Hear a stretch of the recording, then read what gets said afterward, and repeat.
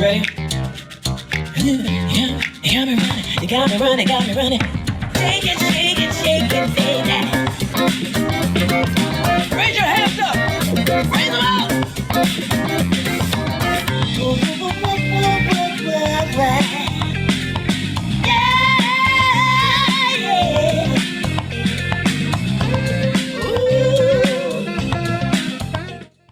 All right. Hi, everyone, and good morning, afternoon, or even good evening, depending on where you are in the world as well.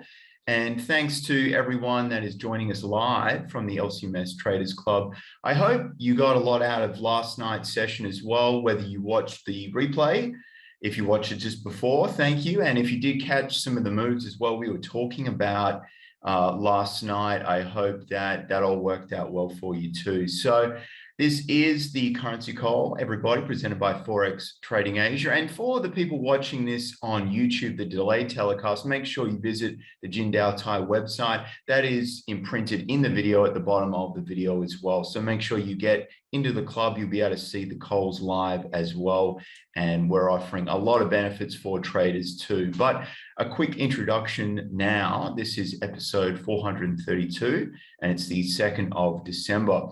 And this is the currency call that is presented every Monday to Friday at 11 a.m. GMT+8. And the currencies we analyze are as follows: Aussie and Kiwi on Monday, Euro on Tuesdays, the Pound Wednesdays, Yen and Gold for today, for Thursday, and then CAD and Crypto for Friday. And in the currency call, we'll go through the market economic updates, the key support and resistance levels, trade ideas, and much more. And this currency call aims to be very beneficial to both the long-term investors and also short-term traders.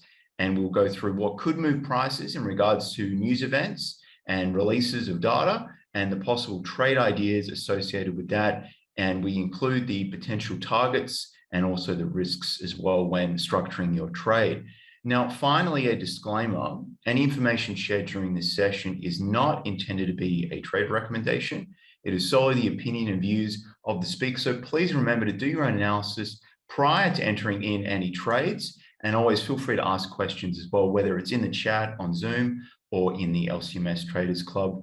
We are here to help.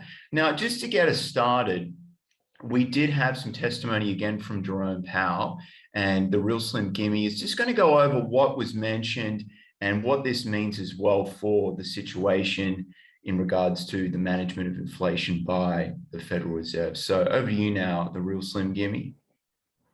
All right. Thank you, Scott. First of all, once again, apologies for the drilling noise that you guys may be hearing in the background. Okay. Now, day 2 of the testimony. So actually, basically, there's nothing new, okay, that is of high impact, okay, highlighted by the Fed's chairman, Jerome Powell, okay. So he basically just reiterated, inflation is rising, and then they may not be, it may not be good to consider inflation as transitory right now, since it has been rising so high for several months already, okay. So from the price itself, okay, from the charts itself, we didn't really see much of a movement during that 1 or 2 hours of testimony in front of the House, okay, before the House.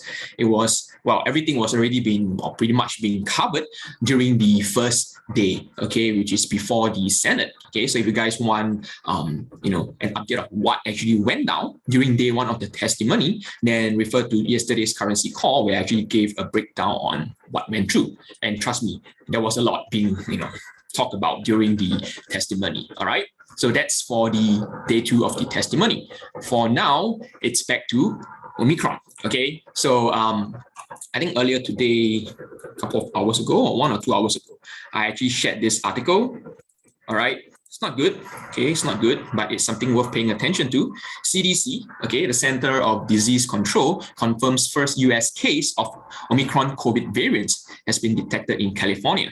So yeah, I mean, it's pretty much expected that eventually the Omicron variants will be spread across the world. More countries will actually be confirming cases of the Omicron. Okay, so yesterday, if you guys were to look at a chart, probably around the period of right after the testimony, we actually see a strong sell-off in yen pairs. Okay, so basically it's it's back to like a safe haven kind of thing, okay? Because you see, once we have like more and more countries reporting cases of Omicron variant, okay, then yeah, it's definitely not good because, like I've mentioned, it may actually threaten for a new wave of lockdown, okay, COVID lockdown. And with that COVID lockdown coming in, you can expect, you know, the economy to take a hit. You know, economic activities will likely pause or slow down quite a bit. All right. So yeah, as of now,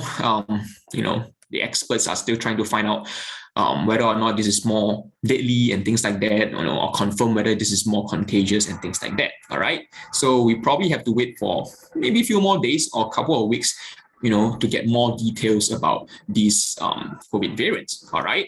So yeah, that's it for the testimony. That's it for COVID Omicron variants. Right. Moving on to something more, I would say, interesting. OPEC plus. Okay, OPEC plus. So okay, actually the OPEC actually met yesterday, and they didn't really have any conclusions or share any opinions on the Omicron variants. Okay, but bear in mind that was just OPEC. Okay, what we are interested in is the OPEC plus. So what's the difference between OPEC and OPEC plus, right? So basically OPEC is just the group of the major oil producing countries that is pretty much around the Middle East, okay? Whereas the plus includes its other oil producing allies, okay? One of them, the biggest one, being Russia, all right? So when it comes to whether or not the OPEC plus should increase or decrease oil production hike, it has to be a meeting held between among all the OPEC plus members, okay, meaning including Russia and the other allies as well, okay. So they will be meeting today, okay. Timing as usual, unannounced, but from what I've noticed, okay, it's usually after the 1800 GMT plus 8 kind of time frame, I would say, okay.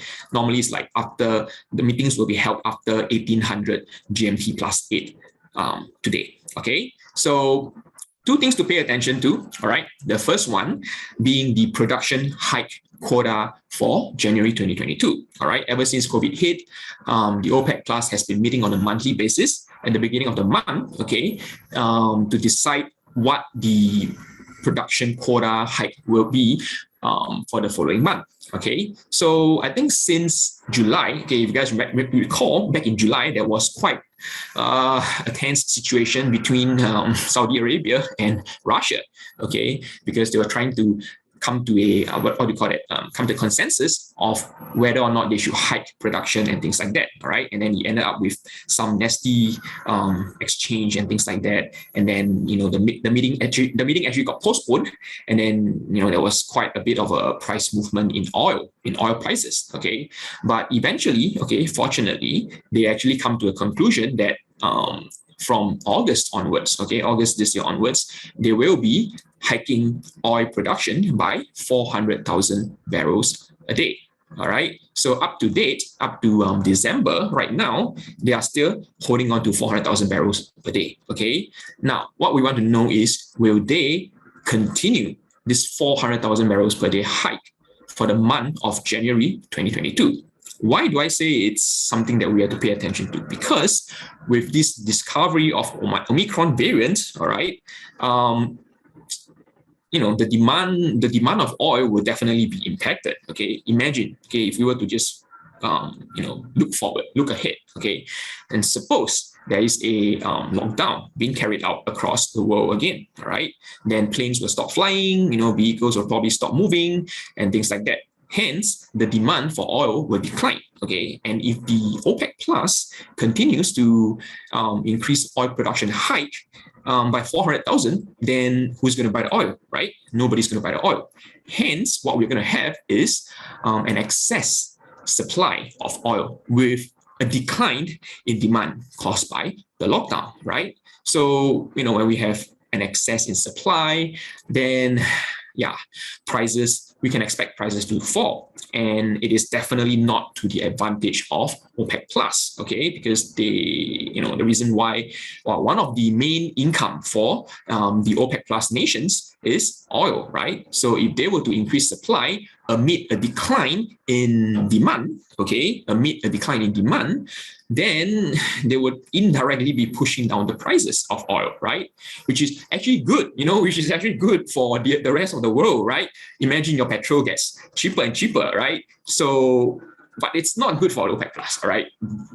The money coming in is it's going to be lower than previously expected. Okay, so which is why we have to pay attention to whether the OPEC Plus will stick with the 400,000 barrels per day production hike.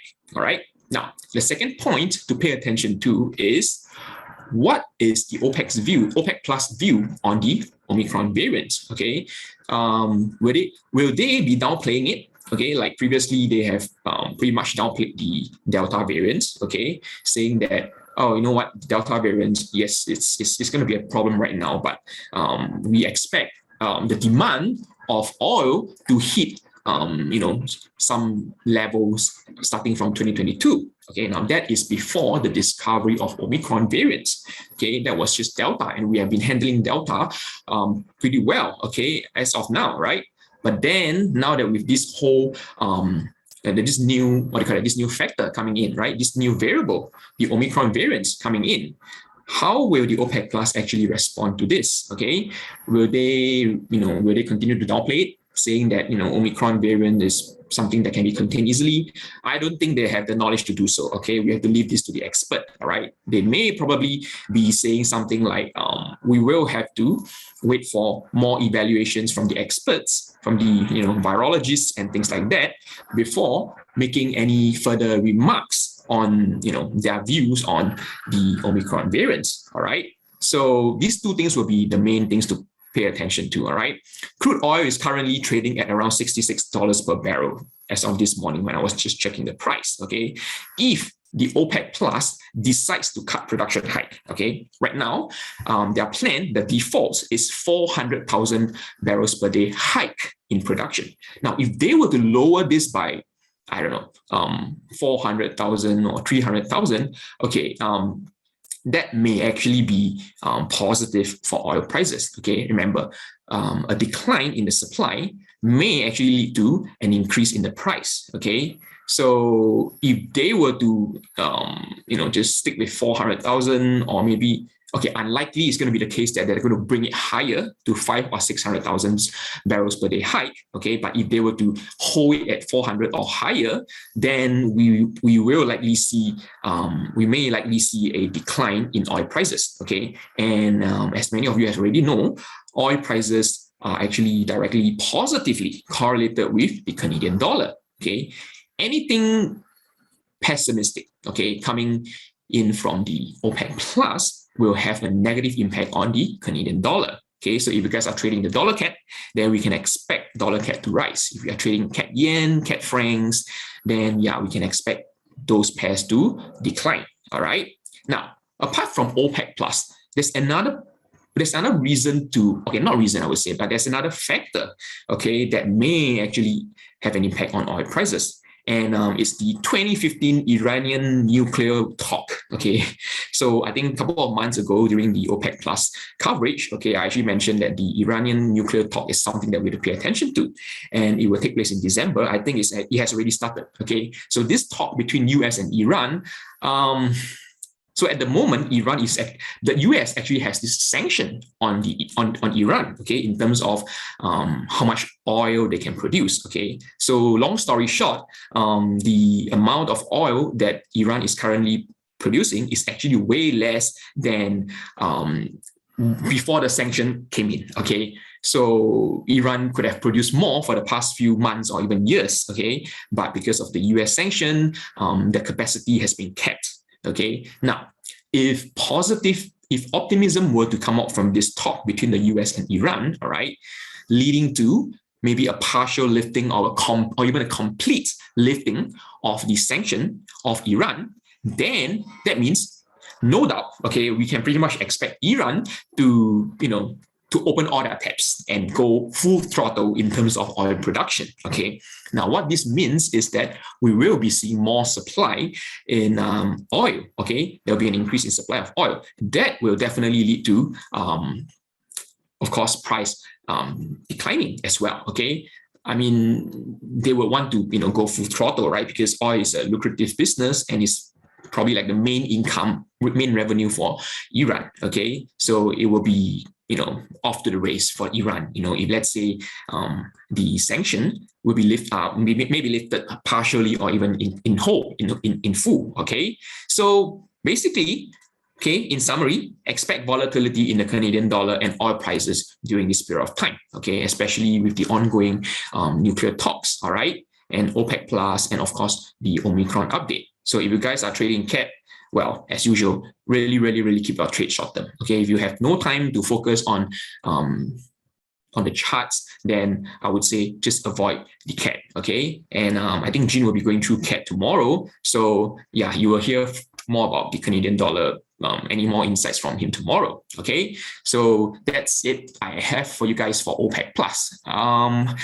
So another thing, okay, another key event that will be happening tomorrow is the US non-farm payroll, all right? So I'll just do a quick share on what I think, the impact and what to expect from the non-farm payroll, all right?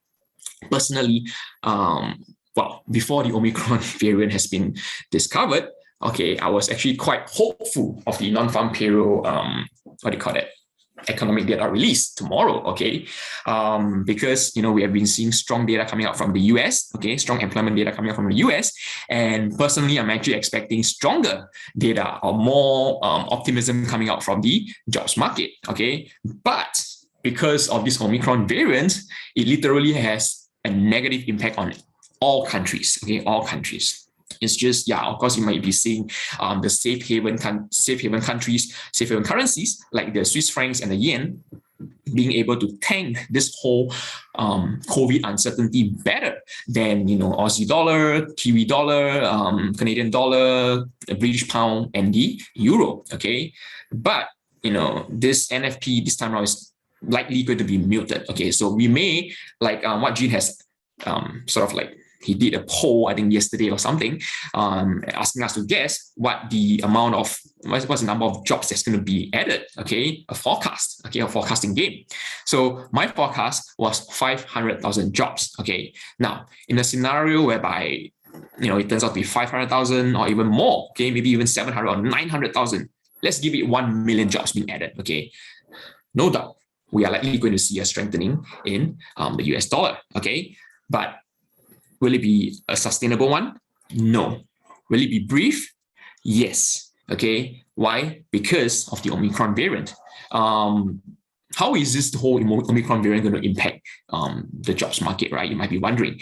The release data, okay, for tomorrow is for the month of November. Okay. And with the Omicron variant coming in, okay, if let's say condition were to worsen, maybe, for example, lockdown measures can be expected and things like that, then the next thing that comes to mind, okay, from the employment point of view is that less people may actually go to work, okay? Hence, we don't even need the analyst to tell us this, okay? We can pretty much know that, for the month of December or even January next year, early 2022 next year, okay,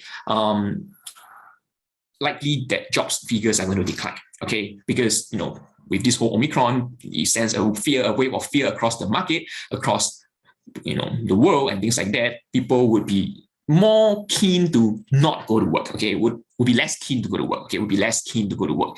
They will prefer to play on the safe side, stay at home and things like that, okay? Hence, directly impacting the jobs figure, okay? So if you guys are going to trade the non-farm payroll tomorrow, yeah, just really, if you can, I wouldn't want to trade the non-farm payroll tomorrow because, because of all this whole Omicron and things like that.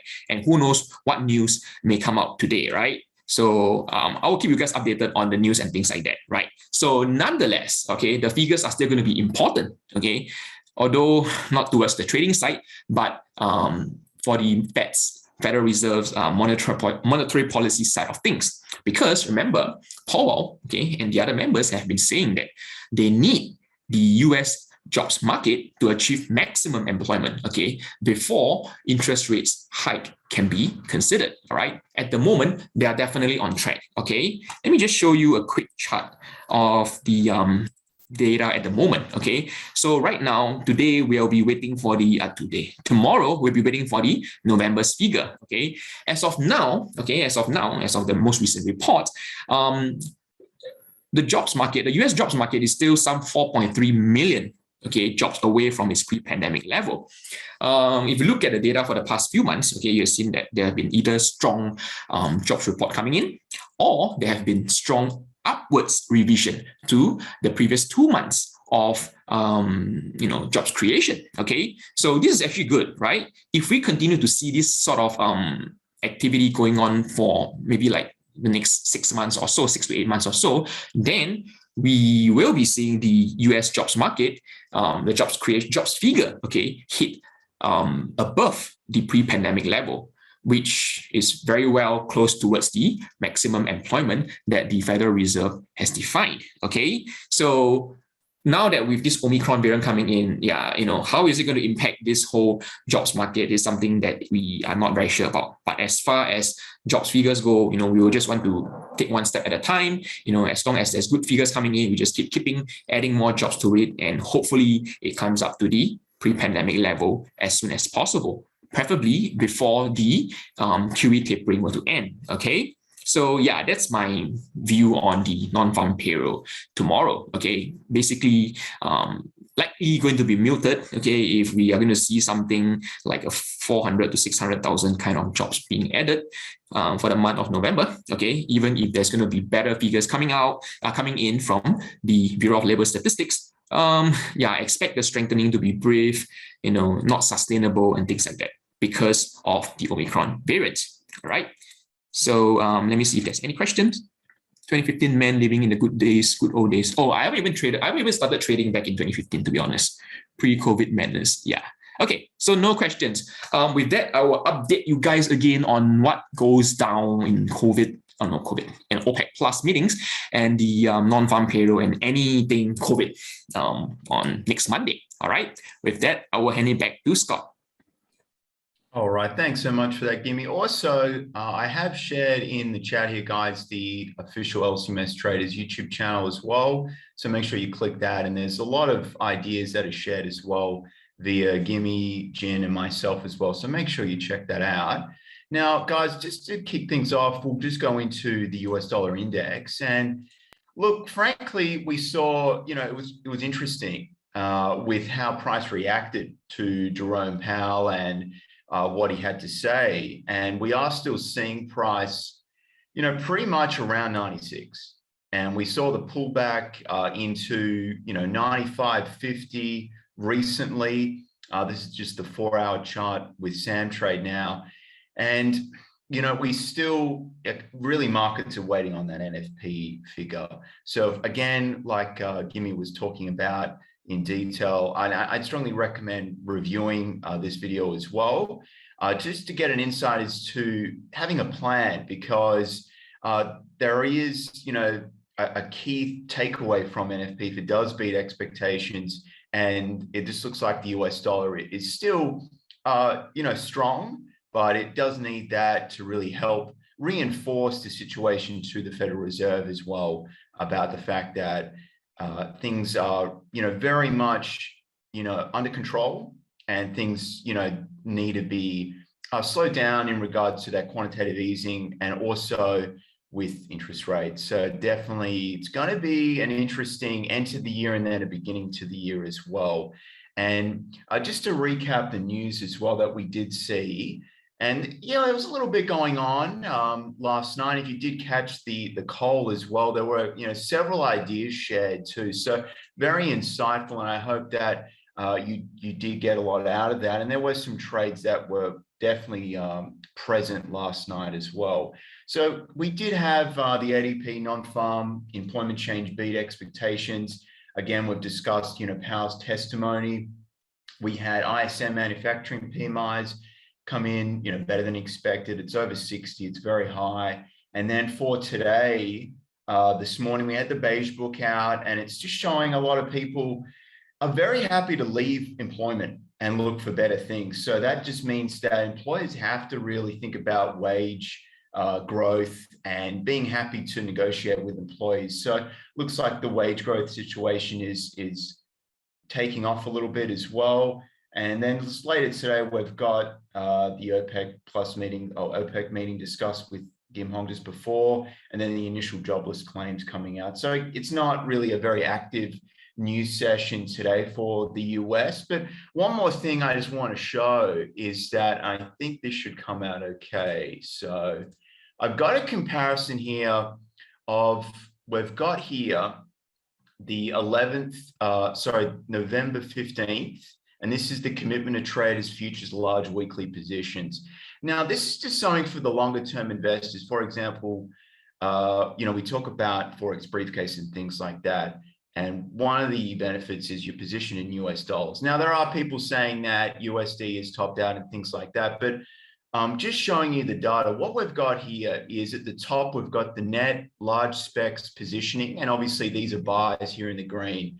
And then if we compare this, so this is the volume just showing, obviously the higher out is the more volume, closer to 20 to 40,000 contracts. So this is the 15th of November. This is 2 weeks now. So this is the most current information. As you can see there, it's quite clear that we're pushing out closer to further increases in larger contract purchases now. And we've also got, that line just indicates the price. So, clearly we know that the US index is higher, but it just shows that there's a little pullback in the selling pressure, and we're actually seeing a bump in the buys as well. So we are seeing, just some positioning with, again, it's not crystal clear, but it does look like there are some more purchasing here of the US dollars. So that's just something to consider. It'd be interesting to see how we roll into the next fortnight with this COT futures positioning. But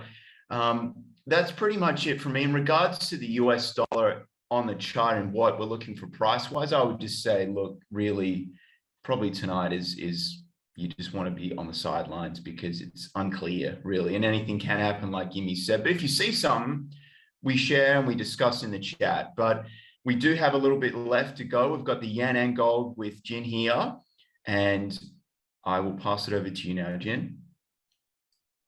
Thanks for that, Scotty. And like you said, today probably will be on the sidelines. I am all tapped out on analysis already. For those of you who didn't join us last night, just to show you what you have been missing out on in relation to the yen pairs. This is the US yen that we were talking about as it breaks below that 112.68, looking for that 50 pip move towards the downside.